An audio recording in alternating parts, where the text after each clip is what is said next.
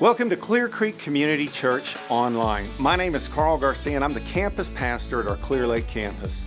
Clear Creek is made up of multiple campuses located throughout the Bay Area of Houston. And while we're so glad that you joined us to watch the sermon today, you should know that we believe that life is better when we do it together. When we gather as a church, it's a non-downloadable experience. Singing together, praying together, serving together, those are all things that just don't translate online. But they're essential to the entire experience of becoming a fully devoted follower of Jesus Christ. So I would encourage you, make plans to check out the campus nearest you and see what worshiping and living in community is really all about. You can visit us at clearcreek.org to find out information about our locations, our service times, and so much more. We hope to see you soon. So let me just start that with a couple of pictures, a couple of illustrations, and see if you can relate, because I know you can.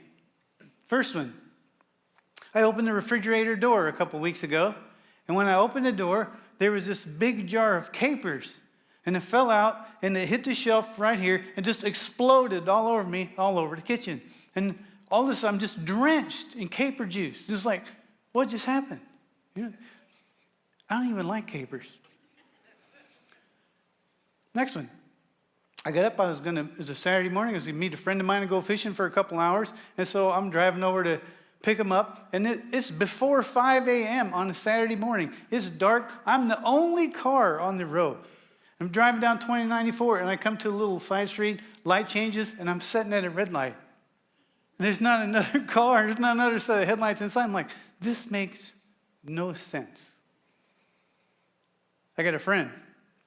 The guy was a very accomplished runner. I mean, this kind of was his thing. He trained all the time. He ate right, worked out. He did all the things you're supposed to do to take care of yourself. Signed up for a race, ran like 1 or 2 miles in this race, had a heart attack. It's like, how do you explain that? I mean, life is filled with all these random occurrences and situations. It just makes you shake your head. Because a lot of times it seems like what's supposed to happen doesn't happen, but things that should never happen all the time. You know, there was a bumper sticker that was pretty popular some years ago, and it just said, stuff happens, right? Yeah, it didn't say stuff, I know. But stuff happens. I mean, it's crass, but it was popular because everybody knows it's true. Stuff happens. It's a crazy world. Random, unpredictable stuff happens, and I mean, you can't make it up. Now, a lot of times it's trivial, like getting a bath in caper juice. But you know, there are a lot of times it's not trivial. It's tragic. I remember talking to a grandfather one time. He's weeping over his grandson, his teenage grandson, who had just taken his own life. And the guy looked at me, he said, I don't get it. We were so close. I loved him so much. He loved me so much. I was like, he said, how do you explain this? I mean, how do you explain it? How do you explain what happens to you? The unfair, heartbreaking, tragic things that have happened to many of you in this room. How do you explain it? I mean, stuff happens. It's cute, but it's not really adequate, is it? Well, like Nancy said, tonight we're going to start a series in the book of Ecclesiastes. And this is a great part of the Bible for us to spend some time with it because it deals with the harsh reality of living life in a confused and broken world and asks some really hard questions. It confronts the brutal facts about what it's like to be a human being in a corrupted creation and explores the possible ways that we respond. And it's good for us to wrestle with because the way we explain and the way we respond to the absurdities and the injustices and the tragedies that we experience reveals a whole lot about our faith. Our explanations reveal a lot about what we believe about ourselves and what we believe about God. And so I hope you lean in for a few weeks as we talk about Ecclesiastes because it's going to challenge our explanations. It's going to challenge our responses. And so doing, hopefully, I think it's going to challenge our faith. It's going to grow and refine our faith. And so we're going to dive in. Now, because we're jumping into Ecclesiastes in chapter 8, I feel the burden to spend a few minutes and give you some context for what we're going to see in this series. So I'm going to start with just a couple really important contextual things about the book of Ecclesiastes as we begin. And we see two of them in the very first verses of the book and some at the very end of the book. So here's Ecclesiastes chapter 1, verse 1. Here's what it says. It says, the words of the preacher, the son of David, king in Jerusalem. And here's his words. He says, vanity of vanities, says the preacher. Vanity of vanities, all is vanity. What does man gain by all the toil at which he toils under the sun? First verses. Okay, here's the end of the book. Ecclesiastes 12. He says, vanity of vanities, says the preacher. All is vanity. In verse 9. Besides being wise, the preacher also taught the people knowledge, weighing and studying and arranging many proverbs with great care. Okay.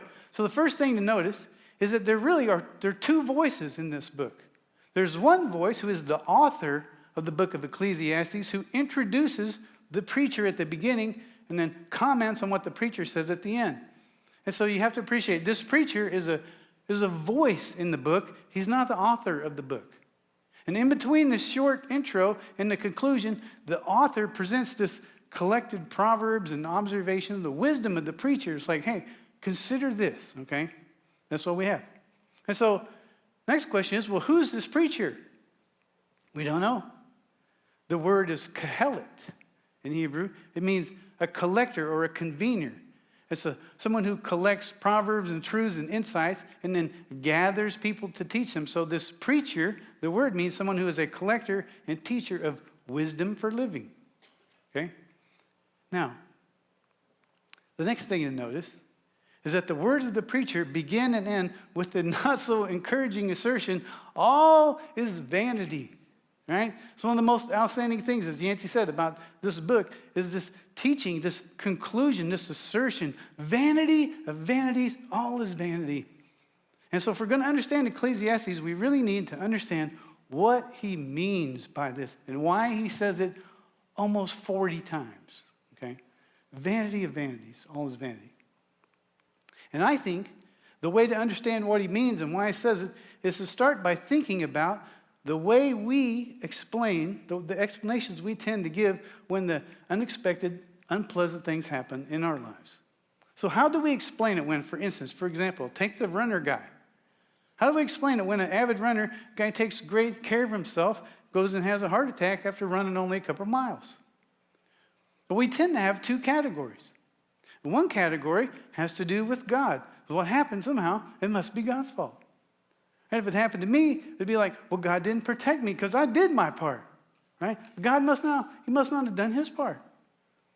I actually talked to a guy in the hospital one time. He's a different guy, but he was in the hospital because he was having some heart problems. And he looked me in the eye, and he asked me that exact question. He said, why isn't God taking care of me? Because from where he was right then, that's what it felt like. God didn't answer my prayers. Somehow, God's punished him for something he did or something he didn't do. But that's the first category of explanation. It must be God's fault. The other category of explanation has to do with us. What happened must be the person's fault, right? That runner guy, he overstressed his body, bit off more than he could chew. Maybe he really wasn't in as good a shape as he wanted everybody to think he was. Maybe he didn't train hard enough. Maybe he was wearing the wrong running shoes, right? Maybe he was too old to be doing that stuff and he should know better, right? So that's the second category. It's the person's fault. Now, those categories of explanation, it's God's fault or the person's fault, point to a revealing truth about us. And that is that we live with this set of assumptions, of expectations. And that we expect life in the here and now to follow some kind of reliable order, a pattern that we can predict and that we can control. That there should be cause and effect. It's like a formula, right? If you put good things in, you should get good things out. If somebody's putting bad things in, they should expect to get bad things out. That's the way we think. Now, I'm not criticizing anybody because I think that's a reflection of God's image in us. God's a God of order, and He created us to want, to desire order and meaning and purpose and all those things. We expect to have that. And that's fine, except for one huge problem. Life doesn't follow our expectations, right? You have a heart attack. Or you get drenched with caper juice. Or I don't know, you get vaccinated 2, 3, 4, I don't know how many times, and you get COVID anyway. And you're like, wait a second. Something's wrong here. It's not supposed to be like this. So what do? We blame God or we blame the person. That's what I do. Because I tell you, I'm standing in front of the refrigerator that day, and you know what's going on in my head? This is Kay's fault, right? She knows I don't like capers, and she bought them anyway. And then I know she booby-trapped the refrigerator because somehow she knew I was going to be the next person to open this door, and I know she planned it because she's not here to clean up the mess. I should have never married her. She's a caper-eating booby-trapper, right? Poor Kay. This is a silly example, but you know what? This gets really dark and really ugly really quickly. Because how do you explain it when someone's beloved grandson takes his own life? Or some devoted employee loses their job. Or some happy couple's marriage fails. Or some caring parent's child rebels against them. Or some healthy person all of a sudden gets a cancer diagnosis. So when life fails our expectations, when the formula fails, when good things in don't get good things out, or bad things in don't get bad things out, we tend to explain it's either God's fault or it's that person's fault. And all that says is that we expect that we should be able to control through the formula what happens to us. And it tells us that our standard of evaluation is our circumstances. If God did what he's supposed to do and I do what I'm supposed to do, my life should be awesome. If I go to church, pray, have a quiet time, eat right, work hard, exercise, save some money, God is going to keep me healthy, wealthy, and wise. That's what we expect. And we're not the first or only group of people to have those expectations. And we're not the first and only group of people to be really disappointed when stuff happens.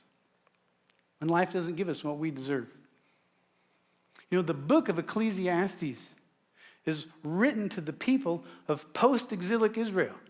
Meaning, is written to the people of Israel who were finally returning back to Jerusalem and the area around Jerusalem after generations of having been conquered and enslaved by foreign peoples. And so as a people, as a nation, as individuals, their expectations of life had been trampled down. They've been beaten down by their circumstances and by their experiences. You could understand why they would blame their ancestors for getting them in this mess. You could understand why they would wonder if God is there, if God is good. And so the preacher, this Koheleth, he speaks into this tension.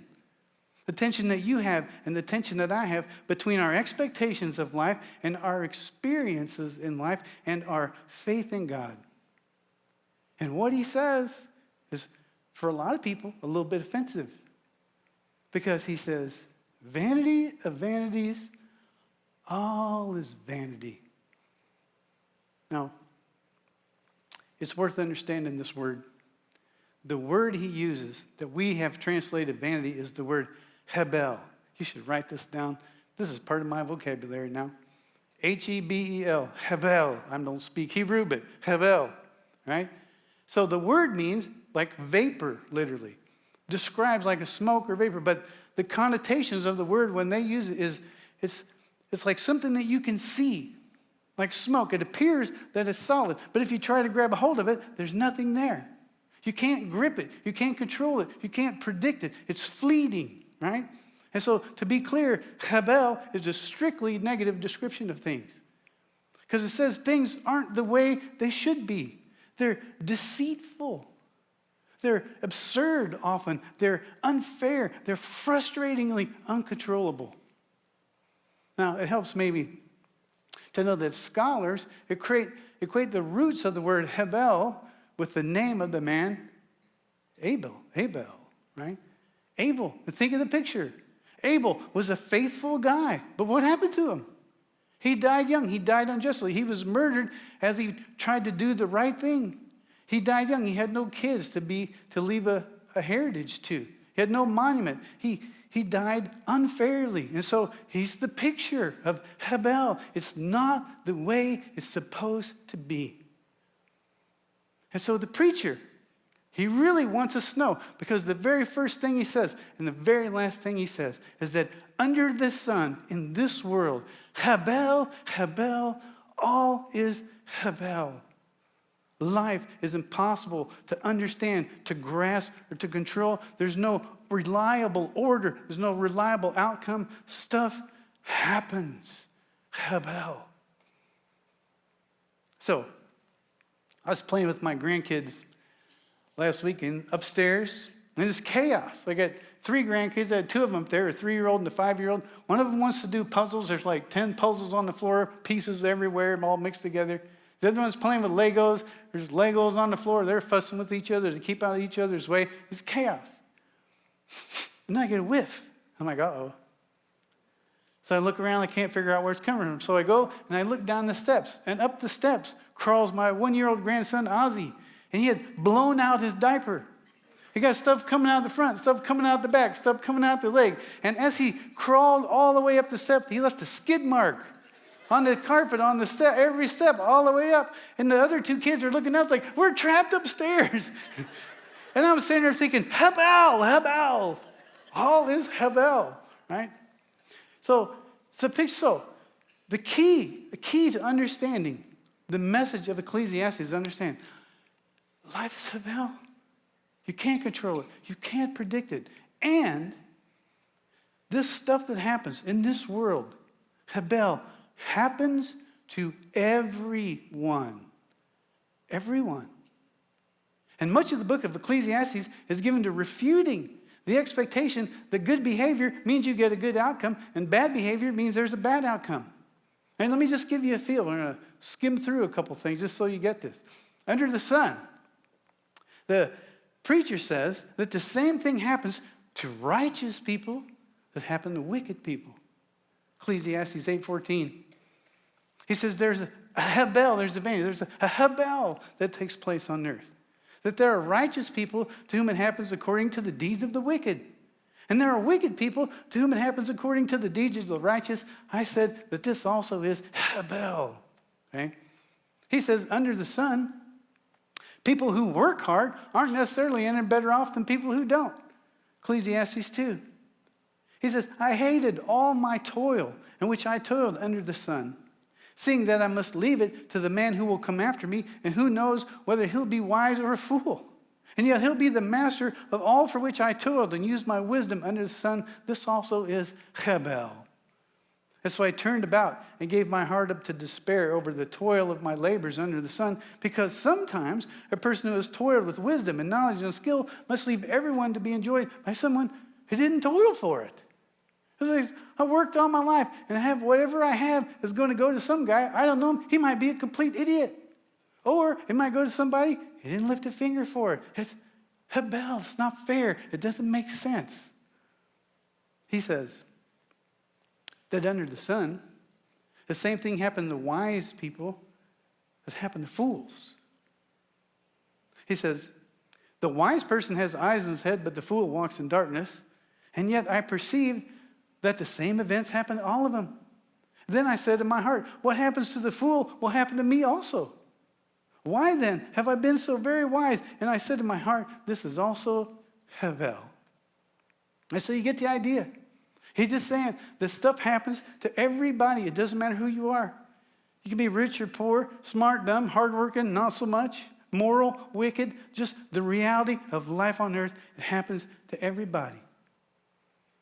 And so the question is, well, if the question isn't, how do we explain the absurd and unfair things that happen? Because he says, you can't. It's Habel. Trying to predict and control and explain what happens is like trying to grab a fistful of smoke. So what are we supposed to do? Well, according to the preacher in Ecclesiastes, we can respond in one of 2 ways to the Habel of life on earth. And the first way is just throw your hands up and say, well, guess what? God doesn't work. Faith is pointless. Right? And the preacher calls that foolishness. In Ecclesiastes, the fool is the one whose heart is devoted to today. The fool is the one who lives by what he sees under the sun. And the telltale characteristic of a fool is that they don't take God seriously. So a fool decides that trusting God is not getting me what I want, so I'm just going to do things my way. Since all is Habel anyway, I'm just going to look out for good old number one. And the preacher has a lot to say about fools and foolishness, and it's all very critical. Quick survey. Ecclesiastes 10. It says, a wise man's heart inclines him to the right, but a fool's heart to the left. Even when the fool walks on the road, he lacks sense, and he says to everyone, he's a fool. It is obvious who the fools are because they're going a completely different direction from wise people, and just the way a fool goes through life tells everybody knows him, he's a fool. He says, the words of a wise man's mouth win him favor, but the lips of a fool consume him. It's a great play on words. He says a fool is gobbled up by the very things that come out of his own mouth. The fool is punished by his own thinking and his own choices. And this is my favorite one. He says, the toil of a fool wearies him, for he does not know the way to the city. So the picture is the fool who wears himself out walking around. He exhausts himself walking up and down the road because he doesn't know how to get home. The fool wears himself out because he spends his life trying to grab a handful of smoke, and he never figures out that he can't do it. And so, yeah, life under the sun is Habel. But the preacher says it's foolish to respond by being a fool. You just add a bunch of self-inflicted wounds to the Habel you're going to experience anyway. Now, we already saw, the preacher says that the same thing happens to a wise man and happens to a fool. Being wise is like everything else under the sun. It doesn't guarantee that what's going to happen to you tomorrow is going to be good. Wisdom does not exempt you from Habel.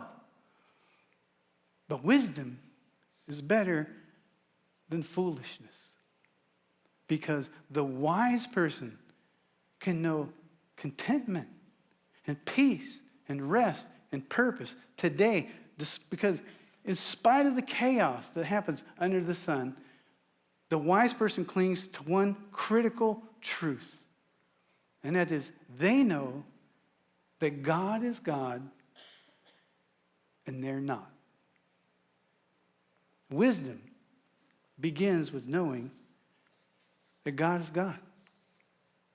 You see, when my faith, when my trust in God, when the object of my religion and my morality and my generosity and my obedience really is no longer really just part of the input to the formula that I'm using to try to control what happens in my life today, when I just trust God for being God, I can stop blaming God for not delivering on my expectations. I can stop blaming other people for their own suffering. I can stop being discouraged and disillusioned when the absurd, unpredictable things that are going to happen to me. I can just live my life trusting that God is God and God is good, and I know I'm not. And so here is the message of the preacher in Ecclesiastes. Here's why he keeps on saying, Habel of Habel, all is Habel. He's trying to say, don't set your heart on the things of this world, the things that are under the sun.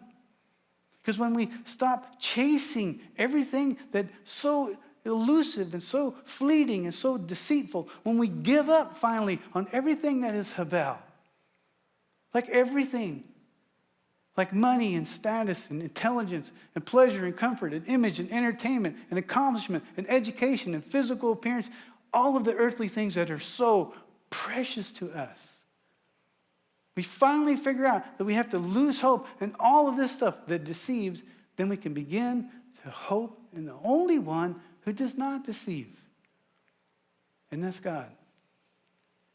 And to hope only in God is the beginning of wisdom, and that is what the preacher is trying to teach us.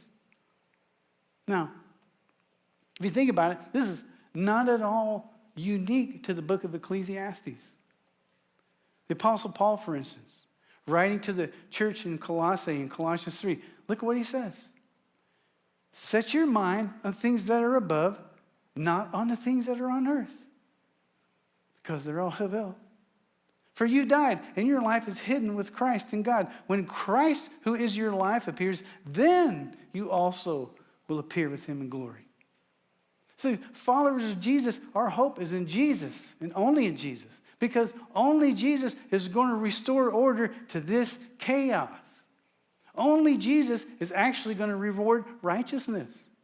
And so our faith shouldn't be an attempt to manipulate what we can get ourselves for today or tomorrow. It shouldn't be part of our formula.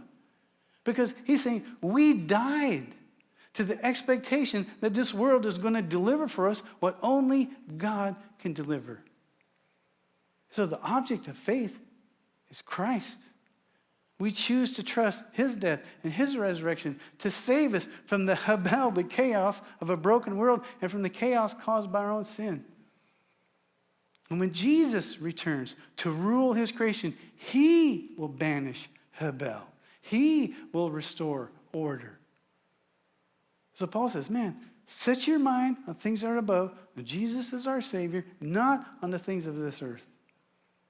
Because he agrees with the preacher in Ecclesiastes. Right here and right now, Hebel of Hebel, all is Hebel.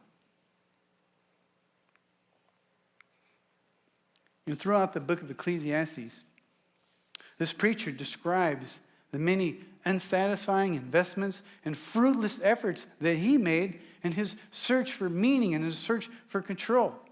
And that's why, if you read Ecclesiastes, so much of the book is an expression of frustration as he reflects on it, because none of it ever paid off. But the truth is, they are the same unsatisfying investments and fruitless efforts that we all make. And honestly, I give you permission. You should be frustrated too. Because it stinks. Life's not fair. Bad things happen to good people. And it's hard to accept. I mean, it's excruciating for us to accept. Because what he's saying is, if we're going to be wise people, we have to die to many worldly things that we love and put our hope in. But wisdom is learned by experience. And a lot of the experiences that we need to have the lessons that we need, they come to us wrapped in pain. And it's not fun, and it's not fair, and it's not easy. It's just true. That the wise person allows their experiences to teach them to lose hope and all the stuff that's deceptive and fleeting, so they learn to hope only in God, because he doesn't deceive. And to hope only in God is the beginning of wisdom. And so the preacher, as he wrestles back and forth with the Hebel of life, he makes it clear over and over again, the best way to live is to be wise. Here's what he says. In Ecclesiastes chapter 8, verse 1, he says, who is like the wise? And who knows the interpretation of a thing? A wise man's wisdom makes his face shine, and the hardness of his face is changed. And so he says, be wise, because wisdom enables a person to make the best of life in an unjust, unpredictable, and uncontrollable world. Wisdom tempers our expectations of life under the sun. Wisdom enables us to stop demanding, to believe in, we're entitled to whatever it is we think we deserve. And we don't have to be frustrated. We don't have to be angry and impatient and critical and bitter when the formula isn't working. We can be free to live in this moment and enjoy our lives without resorting to foolishness. We don't have to blame God, and we don't have to blame people. We can actually learn to love God and love people. You know, it's hard to love people when you're blaming them. We can be free to glorify God in the midst of our circumstances, because that's what wise people do. So let me just leave you with a little bit of a challenge, a question to ask yourself. I mean, yeah, am I wise? Am I living a wise life? Are you learning wisdom? I mean, how do you explain the things that happen? Do you blame God? Do you blame people? Do you measure God's goodness by your circumstances? And if you do, will you let God grow you? Will you let God teach you to be wise? And as you think about that, let me give you 3 characteristics of wisdom, according to the preacher in Ecclesiastes. And ask yourself, is this true of me? And the first one is what we've been talking about the whole time here. The wise person recognizes that they're not in control. This might be the most important one. Wise people recognize they're not in control. So in the first half of Ecclesiastes chapter 8, this preacher rattles off this whole series of illustrations, and the point of them are to paint a picture of how powerless we are. In the first one, he just says, because it was relevant to his time and place, he says, don't argue with the king. Because in that day, again, kings were sovereign. They had life and death, right? He says, don't argue with the king. Why? Well, because it doesn't matter if he's right or wrong. He's the king, and he's going to do whatever he wants. Right? And then listen to what he says. Ecclesiastes 8, verse 6. He says, for there's a time and a way for everything, although a man's trouble lies heavy on him. So he's thinking about the king's getting ready to do something stupid, and you want to argue with him. He said, but don't, because he's the king. He's going to do whatever he wants. And so that's a burden, that's a burden for you. He gets like, get it? He says, a man does not know what's to be, doesn't know what's going to happen, and who can tell him how it's going to be? No man has power to retain the spirit or power over the day of death. There's no discharge from war, nor will wickedness deliver those who are given to it. So here's what he says. Number 1, he says, you're not in control. Number 1, you're powerless against the king. Frankly, you're powerless against what many, many people are going to do, right? Number 2, he says, you can't predict the future. And by the way, you don't know anybody who can. You're powerless. Number 3, you can't even control how long you're going to live. You're powerless. And then he gives this great picture of powerlessness. He says, it's like you're in the middle of a battle. It's raging around you, and it's dangerous, and it's unpredictable. And guess what? You're stuck there. You don't get to call time out and go home. There's no discharge. You're stuck with what life gives you because you are not in control. And he says, adds this little tagline, and rejecting God and opting for wickedness, being a fool, that's no escape. So he says, the wise person, they know they're not in control. And then he says, the wise person is righteous. Righteous as in faithful, moral, obedient to God. Listen to what he says. Verse 10. This is great. He says, then I saw the wicked buried. So it was a funeral for a wicked guy. He says, they used to go in and out of the holy place and were praised in the city where they had done such things. This also is Havel. It makes no sense. It's not fair. Because the sentence against an evil deed is not executed speedily. The heart of the children of man is fully set to do evil. Though a sinner does evil 100 times and prolongs his life, yet I know that it will be well with those who fear God for only one reason, because they fear before him. But it will not be well with the wicked, neither will he prolong his days like a shadow, because he does not fear before the Lord. So he says, man, it looks like wicked people are getting away with being wicked. This is like this guy who goes to church and does all that stuff in the same city where he does all his wicked things, and he dies, and everybody celebrates him like he's a good guy. It makes no sense, because it looks like it's profitable to be evil. And because it looks that way, everybody's out to do evil. But wise people don't evaluate life by what other people are doing or by how other people appear to be prospering. It says the wise people fear God, meaning they honor him. They glorify him with their lives. They obey him because they trust him. And he says, it will go well with them for all eternity. And the wicked might look like they're winning today, but they're not going to enjoy eternity in the presence of God. A wise person is righteous. It's a great question to ask yourself. I mean, are there areas in my life where I'm giving in to the ways of the wicked because it looks like the most expedient thing to do?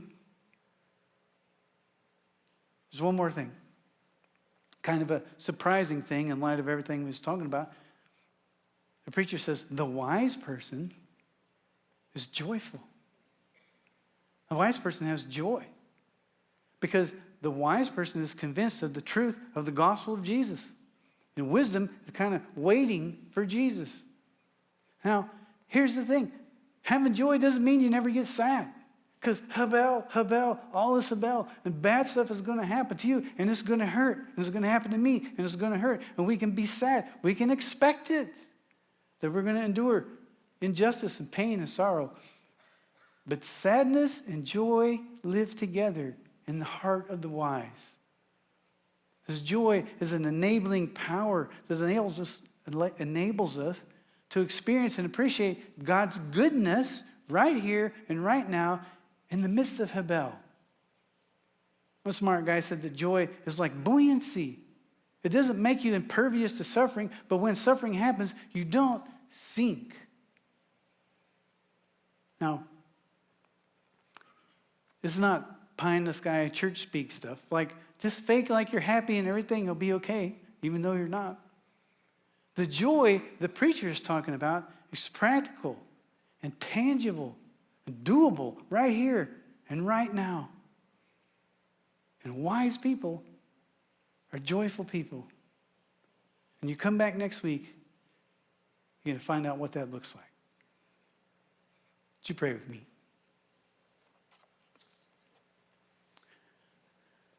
Father, I'm grateful for the words of Ecclesiastes, for the just kind of the big picture of life in this world, that this is just messed up, and we know that. And that there's nothing that we can do to prevent it, the brokenness and the injustice, to prevent death, to prevent disease. We are subject to what happens to us. And so my prayer for myself and for the people in this room tonight is that we would grow up in what it means to trust you and love you and follow you and fear you in the midst of this chaos. That we would put our faith in Jesus Christ as our Savior.